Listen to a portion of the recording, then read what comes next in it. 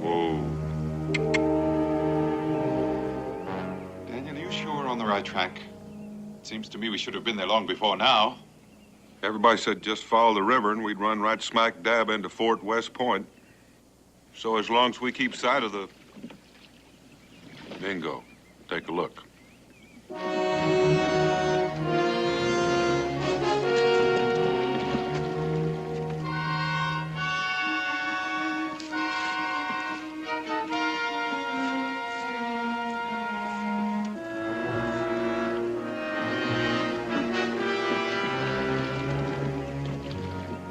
Maybe I misunderstood what we were told in Philadelphia, but I was under the impression that this territory was held by the Americans. You'll have no trouble getting from here to Fort West Point, gentlemen. There are no British soldiers on the west bank of the Hudson. I'm glad to know you heard the same thing I did. Although it seems that someone might have been mistaken.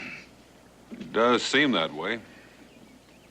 Captain, have your men bring the boats ashore and hide them. Establish your camp in that heavy growth of timber. Be on the alert for American patrols. If all goes well, I should be back by dawn. If I am delayed, maintain your position until I return. And if you don't return, sir? Now, what could possibly detain me? Well, may I remind you, Major, if you're captured out of uniform, you'll be hanged outright as a spy. A remote possibility, since I'm traveling on a pass signed by the commandant at West Point.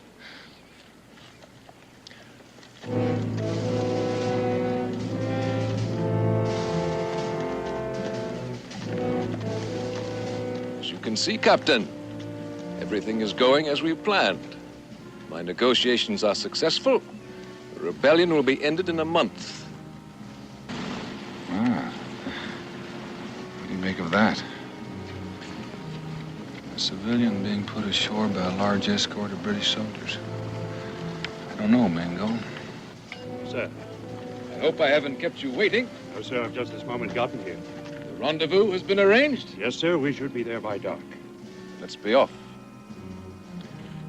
Now, carry on. Yes, sir. And good luck, sir. Thank you, Captain.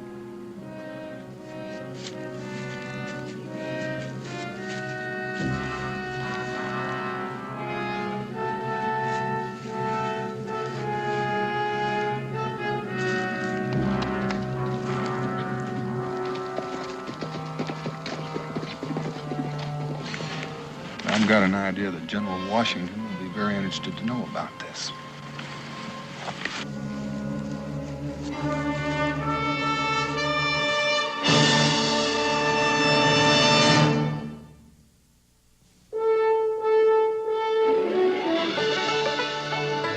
Daniel Boone, what a doer, what a dream come a brewer, what Daniel Boone.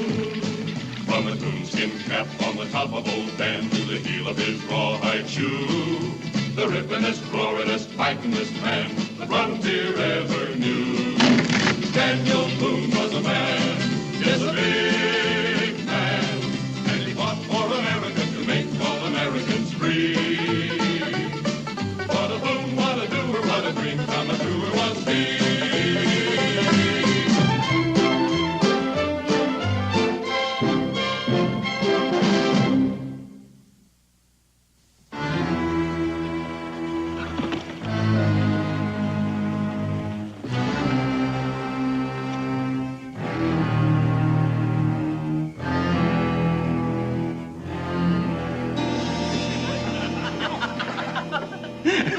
Hey, General, attention! Carry on, men. General, good evening to you, sir. Good evening, Roby. I see the Rangers are engaged in one of their gentler pastimes. Yes, sir. There's a gentleman waiting for you in the back room, sir. Mr. Anderson. An old friend of mine. Fetch me a pitcher of hot rum, Roby. Yes, sir. And a pot of honey and a dish of butter for a flavoring. Ah, Roby, you know my weakness. Come on, Purvis, you got it now. Beat him down, slave boy.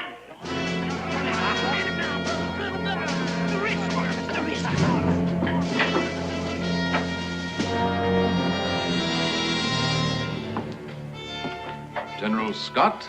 Mr. Anderson. We meet at last. Would you care to join me for a brandy? Thank you. I prefer a more robust drink. Do you think it was wise, General, to have planned this meeting in a roadside tavern? A business meeting in a public place? What's there to be suspect in that? Or would you have preferred coming to my headquarters?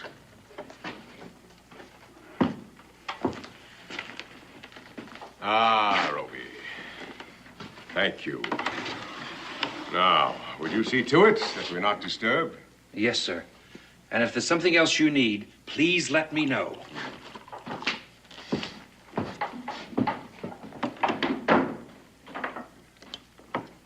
The proprietor? Friend of mine. A Tory sympathizer and a greedy man.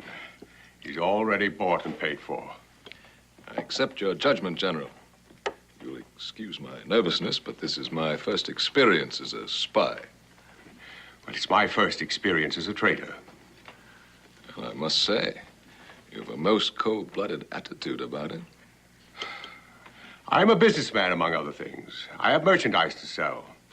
From your correspondence, I assume you're interested in buying. I'll listen to your term. 20,000 pounds, plus compensation for the property I stand to lose. You drive a hard bargain. On the contrary, I consider it extremely generous. As long as the Americans retain control of shipping on the Hudson River, Britain can't possibly win this war. Once they lose that control, the war will end within a matter of a few days. I'll grant you that. And so I sell you Fort West Point for the sum I have mentioned. 100 cannon, powder, shot, supplies, and a nation. And just how do you intend doing this? Is it a bargain? If I think your plans are feasible. Then listen very carefully. You do it again.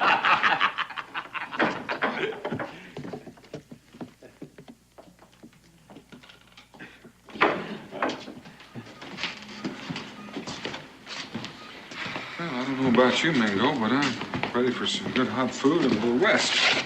Daniel, don't tell me you're growing tired of my cooking. I hate to tell you this, but you're possibly the worst cook in the world outside of myself. Good evening, gentlemen. Come, sit by the fire and warm yourselves. Well, now, would you look what just walked inside the door?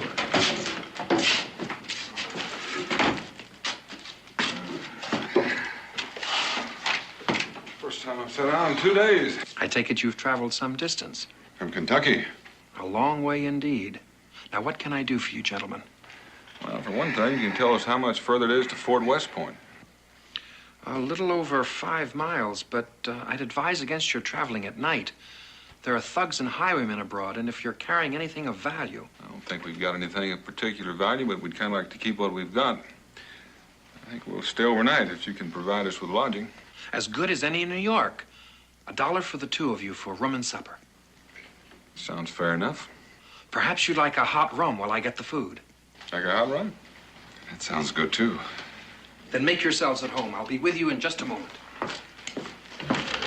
Purvis, what are you fixing to do? I'm fixing to extend a personal welcome to that strange Indian who's come amongst us. Oh, now, my, aren't you a wonderful man, even though you can't arm wrestle? I'll go with you.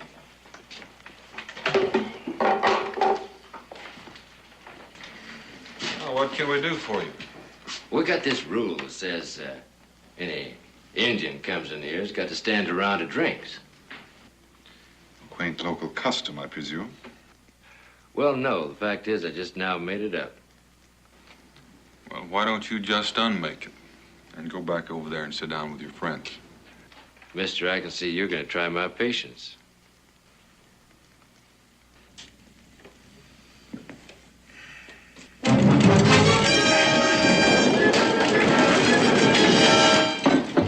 General.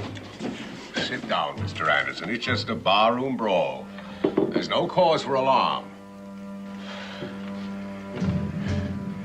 Now you done it. You went and made me mad. I got a feeling those two are downright unfriendly, Purvis.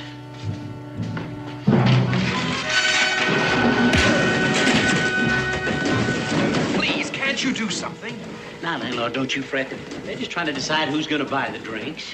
Now,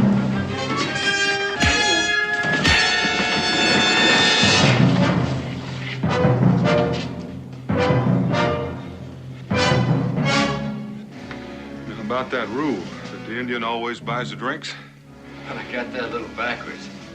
What I meant to say was, any Indian comes in here, I got to buy the drinks. Because his being here shows his courage, and I'm a man who appreciates courage. Stranger, you just knocked me further than I've ever been knocked before, and I got to admire you for it. There you have the strategy I planned. You find it feasible? I find no major flaws in it, except for one detail. What's that? The iron chain and log boom you have stretched across the river to stop navigation. One link in that chain has already been removed. Sail your ships upriver. It's an easy task to separate the boom. It seems you've thought of everything. I'm a soldier, Major Andre. Mr. Anderson, if you please. I beg your pardon, Mr. Anderson. As I said, I'm a soldier, and as such, I do not commit myself without first planning my campaign. How can I be sure that this campaign of yours is not a clever ruse to draw Sir Henry Clinton and his army into a trap? As I have explained in our previous correspondence, I am disenchanted with the acts of Congress, violently opposed to our French alliance. I am also in desperate need of money. I consider those sufficient reasons for transferring my loyalty to the Crown. If I can be assured of my personal safety and adequate indemnification for my property.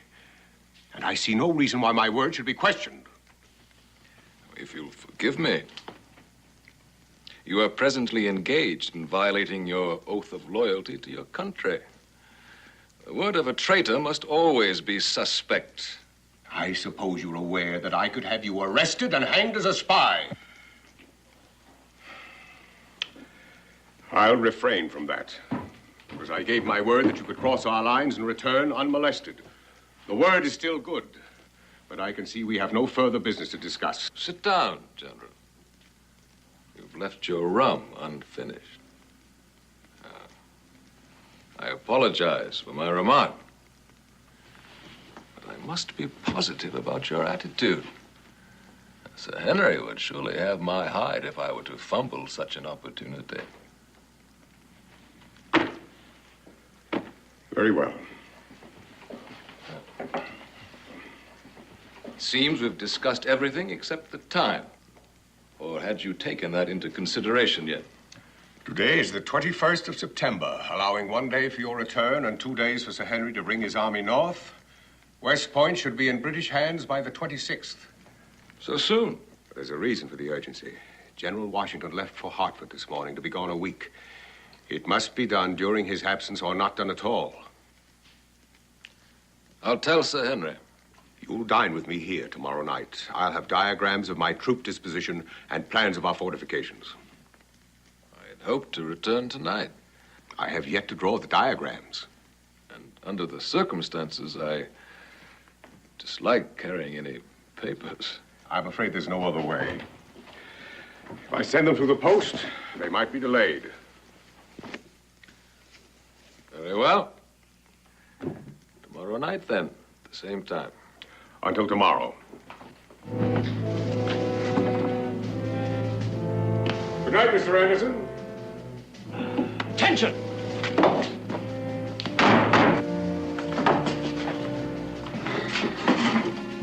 What's been going on here, landlord? Slight misunderstanding, sir, but it's all been taken care of now. If there's been any damage, bill them for it. I'll see to it that you're paid. Yes, sir. All right, back to the post, or I'll have every mother's son of you in irons.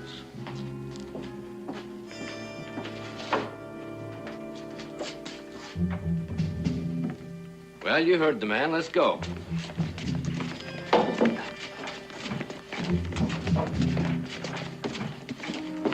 Landlord? I find I'll be staying over after all. If you have a room available. Yes, sir. Right this way.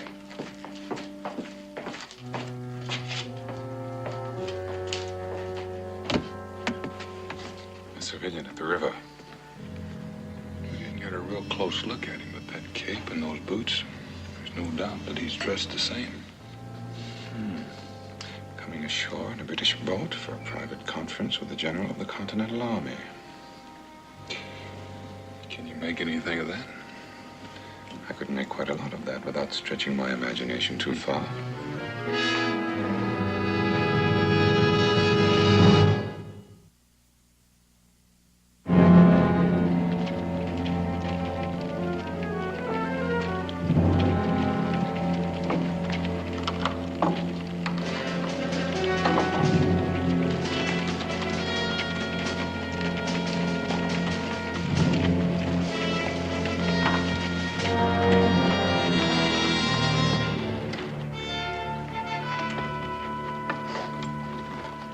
I take it that you both come to volunteer.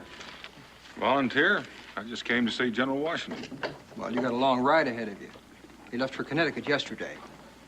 Do you have any particular business with him? All I know is that he sent for me. Is your name Boone? That's right. Well, we've been waiting on you. Name's Tad Arlen. It's my friend Mingo. Mingo, howdy. It's a pleasure indeed. Does he always talk like that? Well, except when he's talking Indian. You said you've been waiting for me, Tad. What for? You mean to tell me you don't know? Nope. Well, I could tell you, but I reckon I ought to leave that up to General Scott. General Scott? He's a commander of this here post, and he don't like people taking on authority. Where can I find him? Oh, no, you won't find him around here. Accommodations didn't suit his taste, so he set up headquarters in his mansion house about a mile downstream. If you want to wait while I saddle up my horse, I'll take you to him.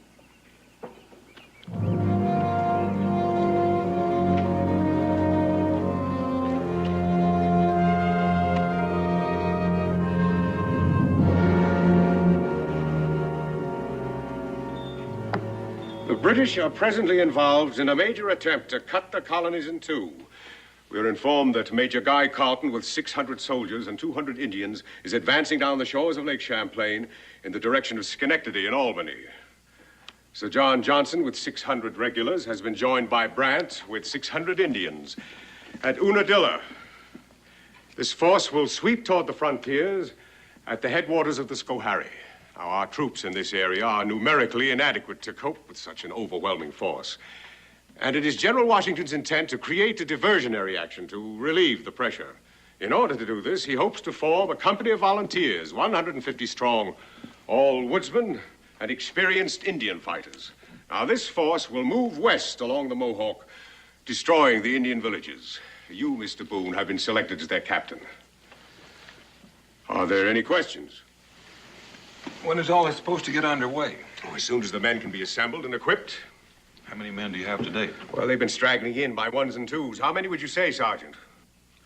Oh, I'd say about 20, including myself, sir. I'm afraid the response has not been as enthusiastic as General Washington anticipated.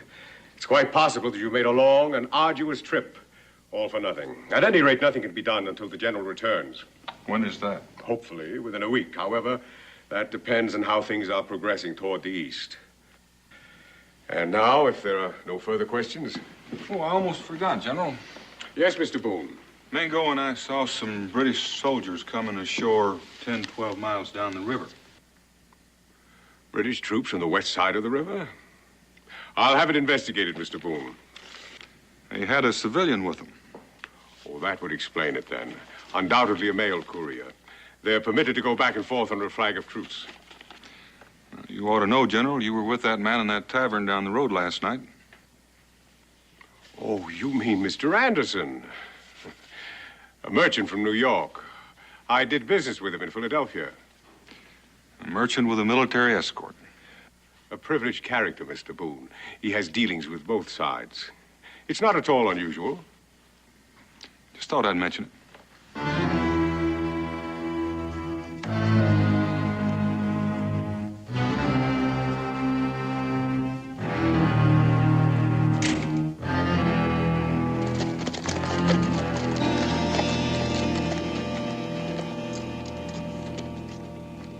Something wrong, Mingo?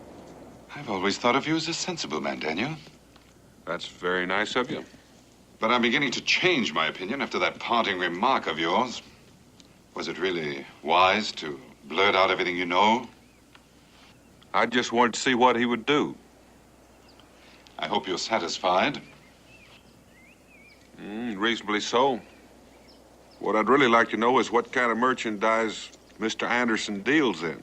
Hey, what are you two talking about? Maybe nothing at all. Since we're in no big hurry to get back to the fort, why don't we stop off that little tavern down the road? I'll buy the drinks. Well, that sounds like a sensible idea. General George Washington in the Continental Congress.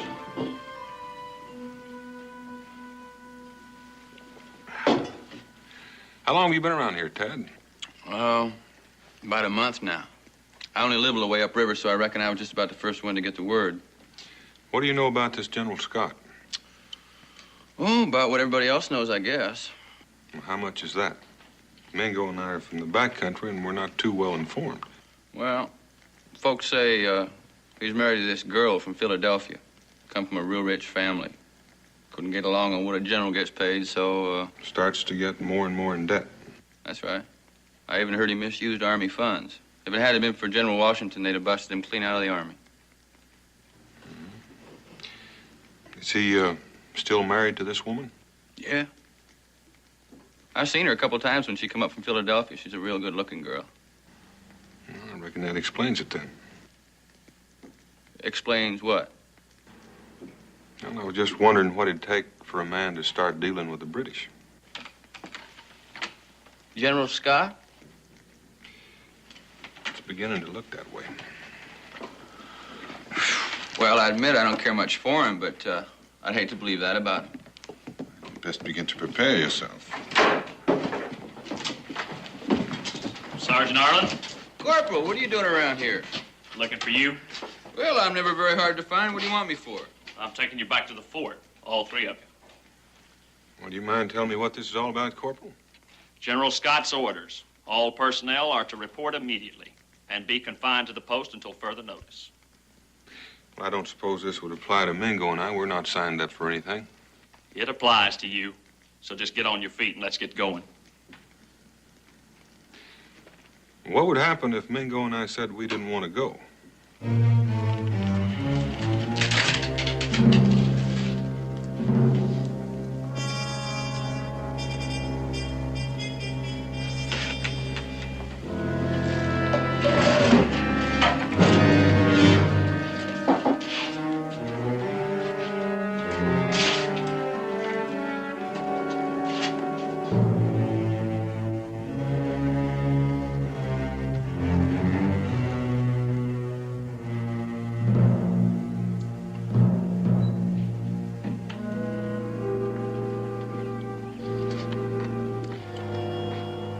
What are you thinking, Daniel? I'm thinking we've got to get out of here.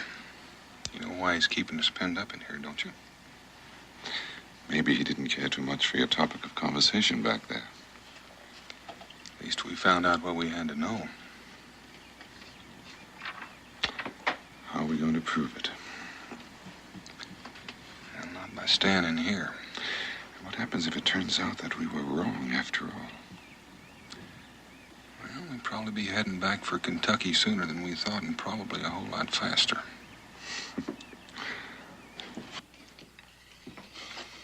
Purvis, I think you're bluffing. I'll call you. Ed, what can I do for you, Captain? I need 5 or 6 good men to go over the stockade wall tonight. You mean just bust on out of here? A man could get himself killed that way. Not unless he got caught. What 6 would you pick? Well, I'd pick me for one. And the other 5? I don't know. They're all pretty much alike. Say, any of you men want to get court-martialed? Any of you get shot to death? I'd prefer that to fighting Boone again. All right, Purvis. Anybody else? What are you aiming to do, Ted? We aim to get out of here come dark. If that's the case, why don't we all go? We We need somebody to stay behind and cover for us. Well, you just keep on talking, Captain.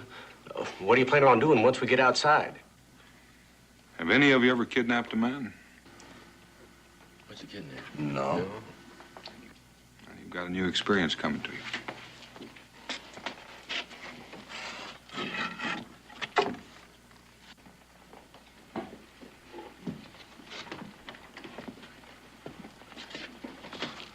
Are you fixing on stealing the general? Not until I have proof of what I think. Right now, I'm fixing to take out after a Mr. Anderson.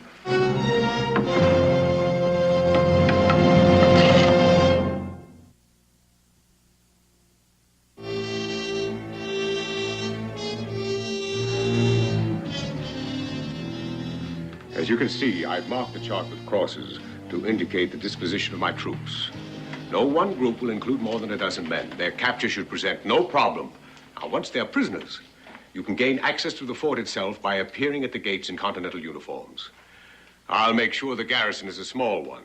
Now, this is a detailed diagram of the fort itself, showing gun emplacement, powder magazines, storerooms for supplies. Do you have any questions? I think not.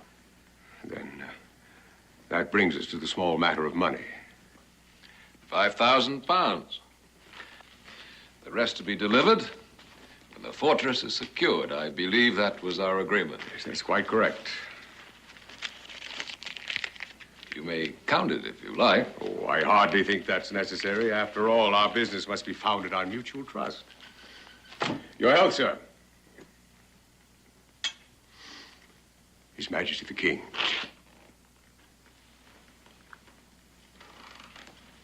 Now, if you'll excuse me, General, I'm anxious to be on my way. Oh, I suggest you hide those in your boot in case some highwayman tries to take your purse. They're quite damning evidence. For both of us. The handwriting happens to be yours. A gesture of good faith on my part.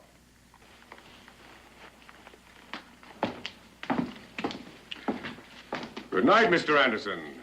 If all goes well, I'll see you on the 26th. Good night, General.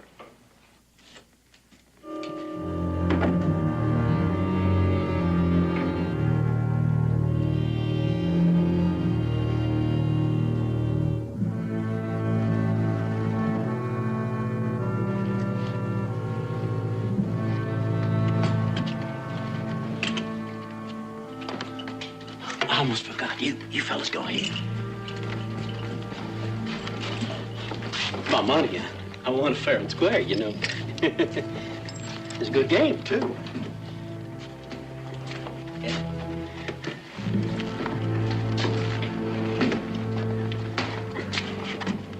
You know what you're supposed to do. Captain, don't you worry about a thing. We'll put on a good show.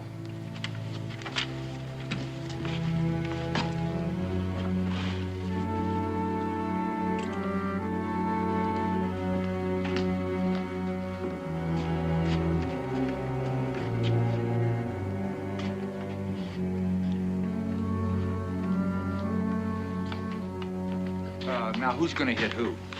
Just get lined up with that door. I'm gonna give you the first lick, because I figure I can whip you anyhow.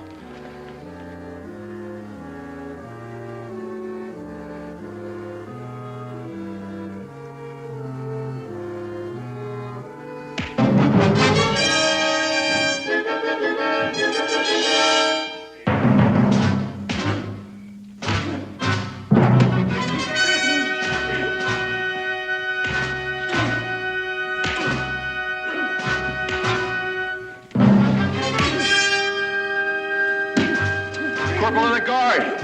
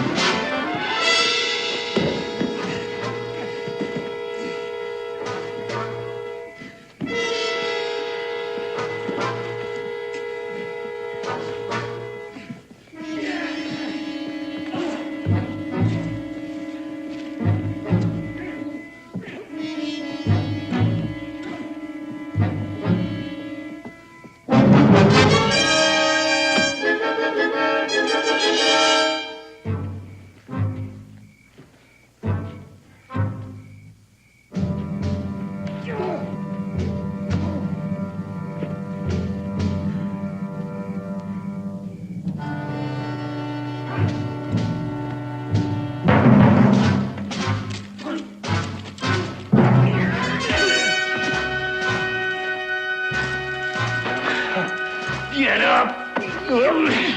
Attention! Burke? Yes, sir? What's the meaning of all this? All this what, sir? All this brawling. What are you men fighting about? Fighting, sir? We weren't fighting, Lieutenant. Just practicing the art of hand-to-hand combat. I hear one more sound, I'll court-martial a lot of you. Now get back in the barracks. Yes, sir.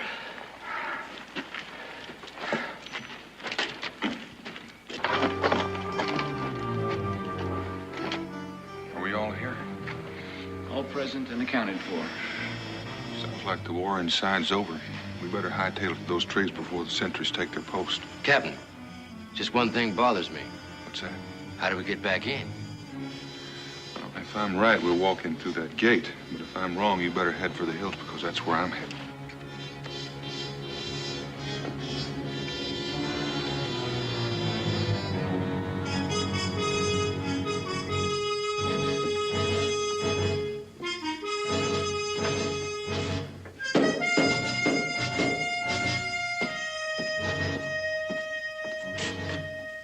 Sorry, but I'm closed for the night. Well, this may come as a surprise to you, Mr. Rowley, but you just opened up again. Come on in, boys. But I thought you were confined to quarters. The general changed his mind. Mr. Anderson, your guest, is he retired for the night? Mr. Anderson, oh, he's the New York merchant who was lodging here. Did you say he was lodging? Yes, he left shortly after dinner. He must be well on his way to New York town by now. Well, Captain, you tried, but I reckon we're a little late. There's a chance those British boats won't leave until morning. British boats? On the west shore of the Hudson? Well, the general should be informed of this. The general already knows, Mr. Roby. Do you have any horses? I have two, but they're both sorry mounts. Purvis, you and Tatum saddle the horses. Mingo, you'll ride with me. Noble, you and Slade keep an eye on Mr. Roby. He may not be mixed up in this, but we can't afford to take the chance. The rest of you can follow me on foot. Captain, you know it's 5 or 6 miles to Teller's Point. Now, that's a long way to walk. Wait a minute. I got an idea. There's a farmer living down the road with a wagon and a team.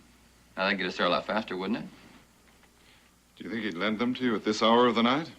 Well, Mingo, I was figuring he could be persuaded. Let's go.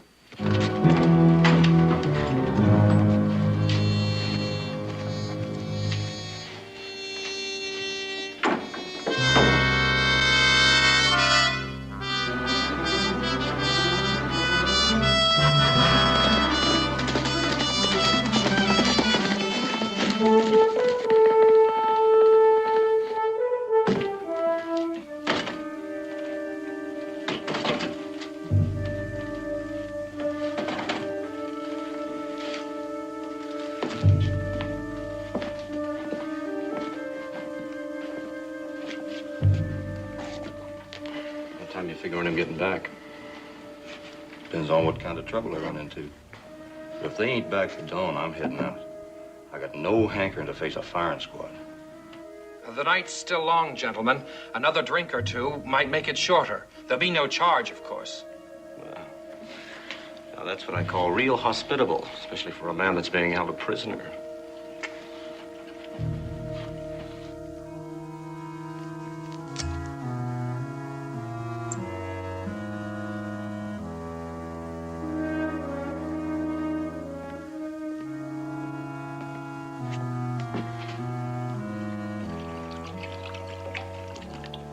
Here, I'll take that. Drink up, gentlemen.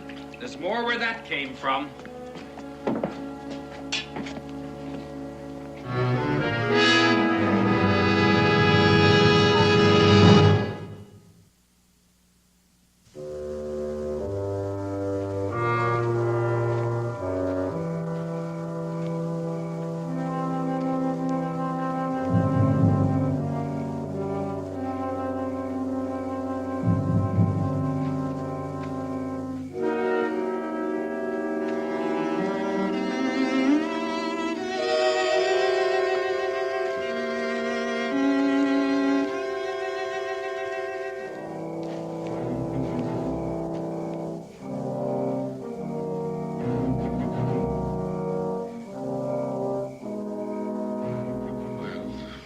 At least we know where he is. Now all we have to do is figure out a way to abduct him.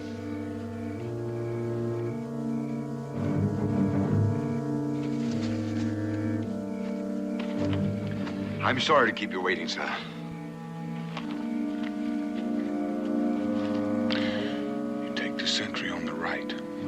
other one.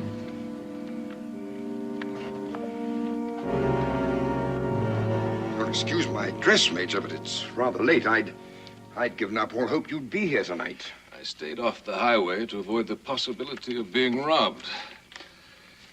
Has the boat come up from New York yet? She'll drop anchor sometime after midnight, sir.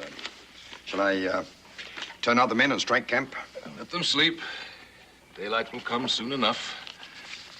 And I've been assured there'll be no American patrols in this sector. Well, then I assume your mission was successful. Beyond my expectations. I have here a transfer of title to Fort West Point to be effective on the 26th. And here are the plans of the disposition of General Scott's forces. Well, may I see those, sir? Oh, I'm afraid not. The information will be confidential until Sir Henry Clinton gives his approval. But, I have no doubt that you will see them soon enough. Yes, sir.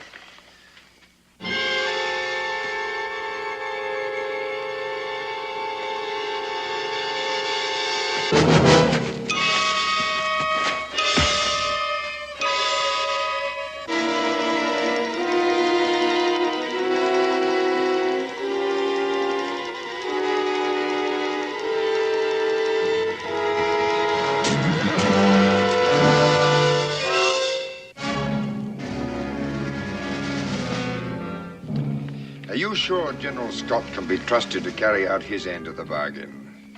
The handwriting is his warranty. If he fails, I'll see the plans fall into the proper hands, and he'll be hanged for treason. Yes, of course. Well, if you'll excuse me, Major, I'll try and get some sleep. A capital idea.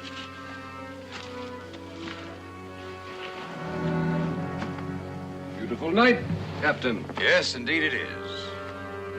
There'll be no cooking fires tomorrow morning, Captain. Men will breakfast on the boat. Yes, sir. Good night, Major. Good night, Captain.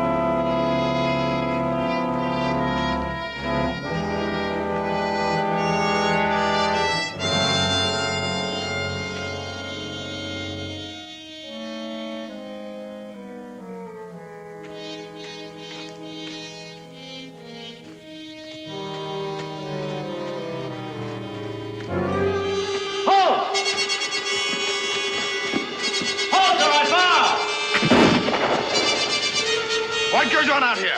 Captain, over here! Guard!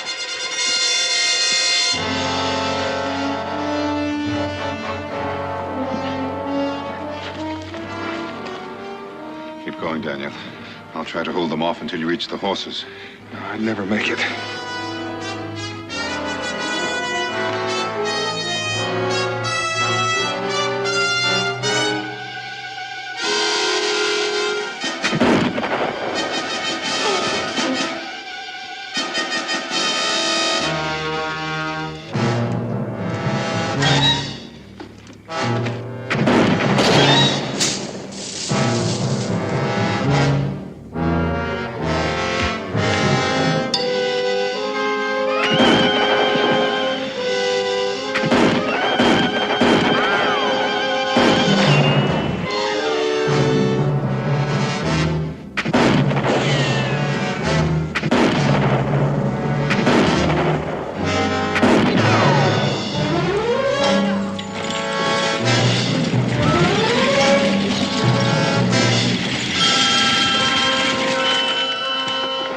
Judging from the sound of things, they didn't wait.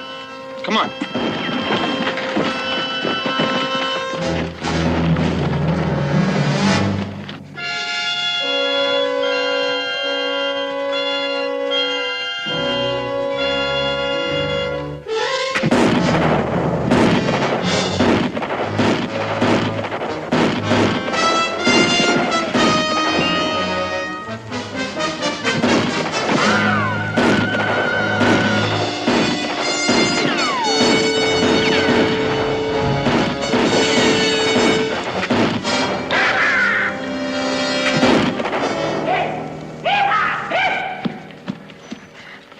You all right? Yeah.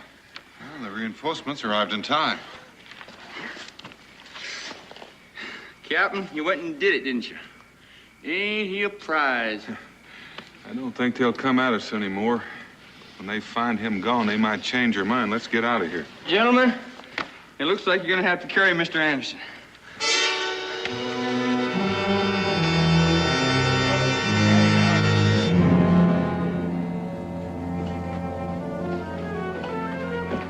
Let me in. Let me in. I have no time to be announced. General, I tried to keep him out. It's all right, Oliver. Let him in. Yes. Now, Roby, will you please explain this unwarranted intrusion? You were told never to come here. Your pardon, sir, but this couldn't wait. They know. Who knows what? The Rangers, sir. They found out about you. They've gone after Mr. Anderson. Oh, confounded man, that's impossible. I made sure they were all restricted to the post. Then some of them escaped. They came to the tavern just as I was closing and held me prisoner. I just now broke free of them. I'll wager Boone was with them. A big man with an Indian friend. That's the one. I should have had him put in irons. There's an irony, Roby. All my months of careful planning thwarted by an unschooled farmer in a coonskin cap. There's little chance they could capture Andre. He has a sizable escort of British troops. And without him, there's no proof. And I can have those Rangers up before a firing squad tomorrow. On the other hand, it's best to be prepared. It's possible they'll try to contact Washington. Oliver! Yes, General? See that a boat's put in the water and pack what personal belongings it can carry. There'll be a British frigate dropping anchor off Point Teller sometime after midnight. We'll board under a white flag. Tonight, sir? Within the hour. And Oliver, dismiss the guards. Yes, sir.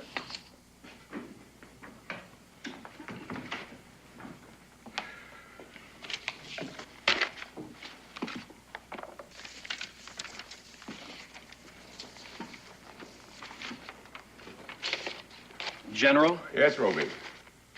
I was wondering what's to become of me. I dare not return to my tavern. My coming here to warn you proves my guilt. Unfortunately, Roby, that can be a consequence when you start to dabble in intrigue. But you could take me with you. That was not part of our bargain. And I doubt if the British could find any use for your peculiar talents. Then I'll take my money on a horse. The Rangers borrowed mine. Money, Roby? What money? That's the penalty for failure. It seems that none of us will benefit financially. You're welcome to the horse. But you promised me £1,000. Contingent upon my being paid. I'm a poor man, Roby. Undoubtedly as destitute as you are. But you were paid £5,000 this very night by Major Andre. You were eavesdropping. A man must look after his own interest. I'll take the £1,000, or I'll see to it that you do not board that British ship. You're quite right, Roby. You deserve your pay.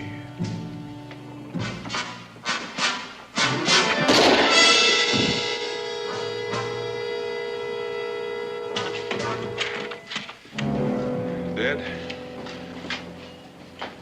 Dead drunk. Or more probably drugged. Seems we underestimated Mr. Roby. This is an outrage, sir. I am a civilian, traveling with written permission from General Scott. I demand that he be notified of this. You can depend on that. You stay here, Mingo. I'm going to go after the general. I will lose him now.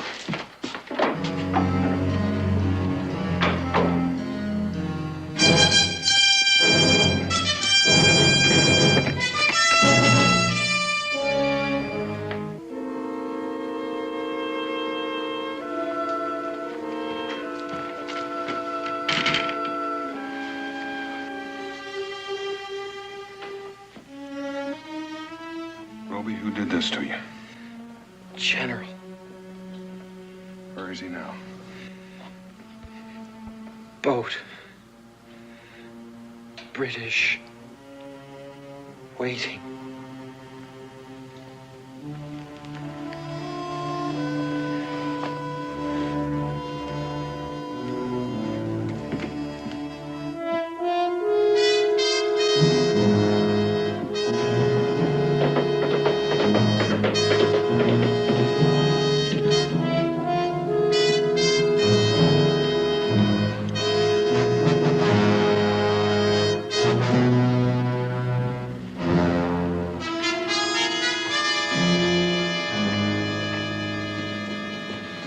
blast off, Oliver.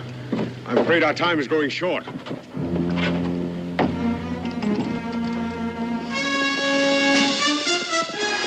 Oliver, look.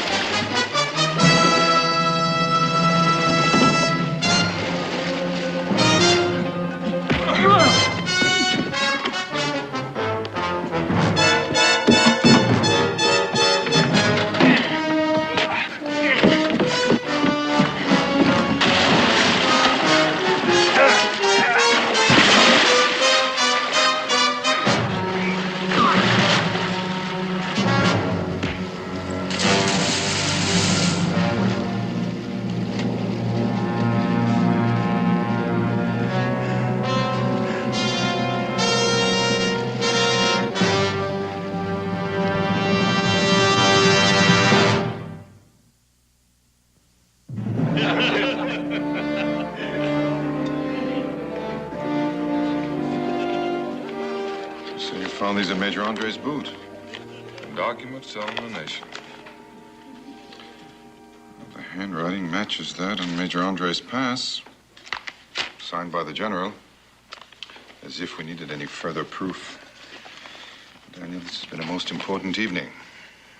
I reckon so. But somehow I don't find much satisfaction in it. I think I understand. Treason has a bitter taste about it. It's a pity Roby's no longer alive. He made a most superior hot rum punch. I consider that remark in rather poor taste, General. Fortunes of war. Eat and drink. For tomorrow we die. Your health, Major. I hate to break up this free liquor party, but we've got to get back to the fort. Somebody's got to take the news to General Washington. Captain, you reckon they're going to let us back in? Oh, I think so, considering we have the general with us. Captain, you do me one little favor. When we go back in, put a gag on the general. He's liable to order them troops to shoot at us. You think I couldn't be trusted to hear them talk, implying that I'd stoop to treachery. Are you ready, General? I'm ready, Mr. Boone.